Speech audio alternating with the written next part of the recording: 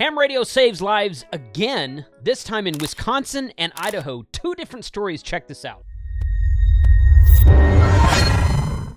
I ran across this on the ARRL page, and I wanted to share it with you guys because I thought these were interesting stories. I did a video a while back about ham radio saving lives in New Hampshire on a DMR radio, no less. On a DMR radio. Now, it was a DMR radio talking into an internet-connected repeater, but if you want to look at that video, go check this out over here. This one was actual regular old analog radio communications, 2 different stories from Wisconsin and Idaho, and I thought that you would like to hear them because ham radio is still useful and does still save lives in the United States today and around the world. Check this out. Amateur radio makes the connection to save lives in Wisconsin and in Idaho. The following 2 rescue stories are great examples of why amateur radio is important. This is just from last year. This is from September of 2022. The first story occurred in Wisconsin is told by ARRL member Scott Strecker, KG9IV, in his own words. So everything following in this quoted area is how he typed it out. Thanks to the Chippewa Valley Amateur Radio Club in Wisconsin, an ARRL affiliate, for this information. So here goes Mr. Strecker talking about how he was monitoring the radio at home during his work hours because he was working from home, and he heard a call for an individual help. It was Friday, September 2nd, which means I worked from my home office. I have VHF radios on low to monitor them in the background. Recently, I got into an All-Star node with a hotspot. I use it to monitor their FM38 systems, All-Star 2495, in the southern part of Wisconsin. Now, I do a lot of All-Star. You guys have seen that, but I'm not familiar with this FM38 system, so maybe that's something we'll look up later. About 7:45 a.m., I heard the All-Star node come up. An individual was in distress asking for assistance to get an ambulance to him. It was a ham in Brown Deer, Wisconsin. Don't know where that is? Look it up. He had slipped on his bathroom floor and went down so hard he could not get up, but he happened to have his handheld with him. Don't we all? He did not have access to the phone, and he lived alone. Now, I got to admit to you, I'm not big into New Year's resolutions. Several times since, but in 2023, I kind of committed myself to carry my HT around me a little bit more often with me when I go out to places, whatnot. I usually try to keep it on my belt. Several times I've said, oh, where's my HT? And I left the house. I grabbed it, make sure it was charged, put it on my belt, left the house, and my smartphone was still at home. I forgot my phone, remembered the radio. Moving on. Mr. Strucker says he called the Brown Deer Police Center. The dispatcher got the fire department rolling and then started asking me for more details. I had the dispatcher on speakerphone so he could hear the ham's responses to the questions. Being on a handheld and lying prone, the signal was at times noisy. At that time, both the other hamman and I started using ITU phonetics to get exact info out. All those times practicing Aries nets made it second nature. The dispatcher was also able to understand the info without my having to repeat it. Good job, Mr.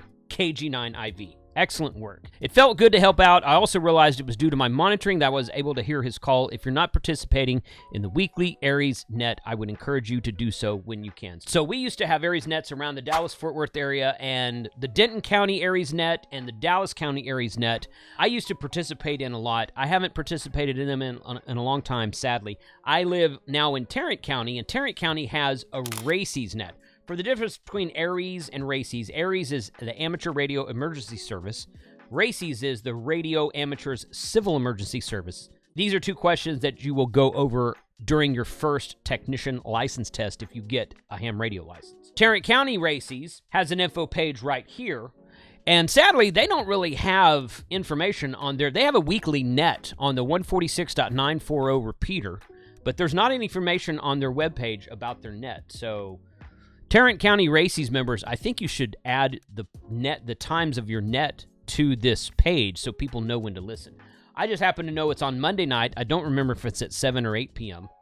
Maybe it's at 6 p.m. I don't remember what time it is. It's on Monday. It's every Monday evening, 6, 7, 8 p.m. in the evening. I don't remember, on 146.940.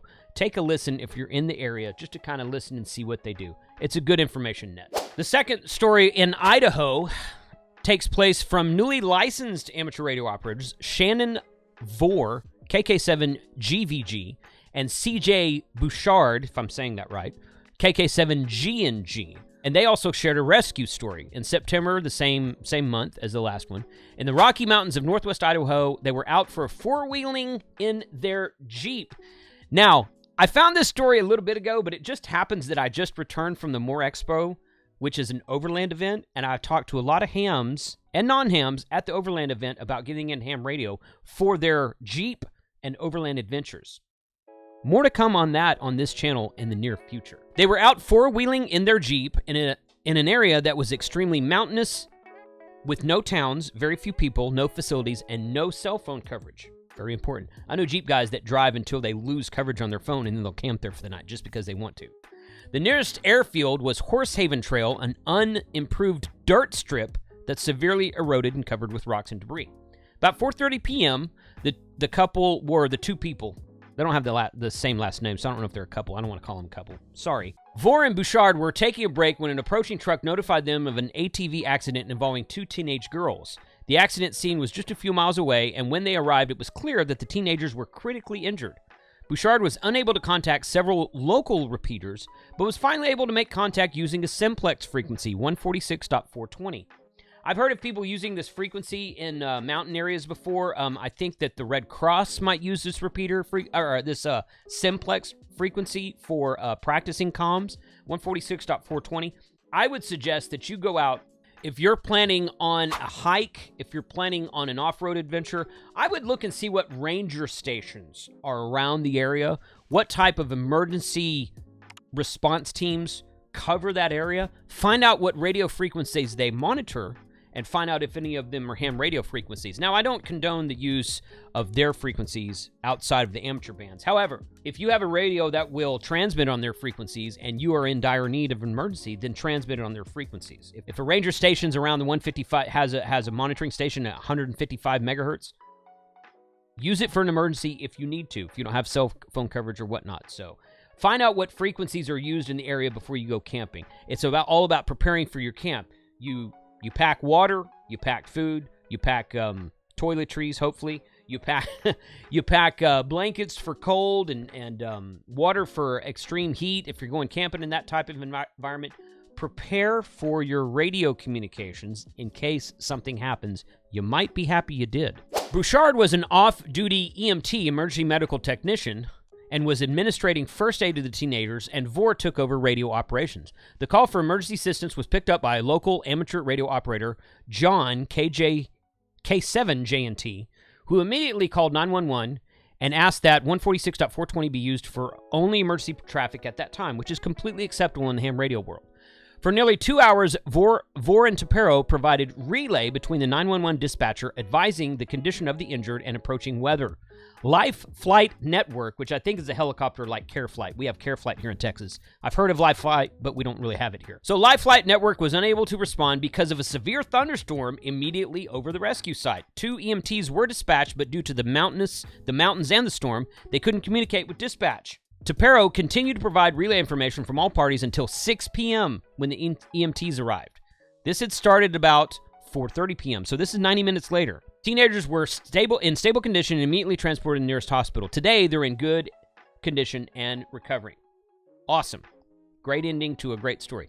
It took us about 2 days to wind down from the experience, Vore said. We were both glad that we had our amateur radio licenses and were able to help. Bouchard said they had been using radios in the GMRS service, but have since upgraded their licenses for more operating privileges. Quote, because the area signals were not good, it was difficult to communicate with GMRS.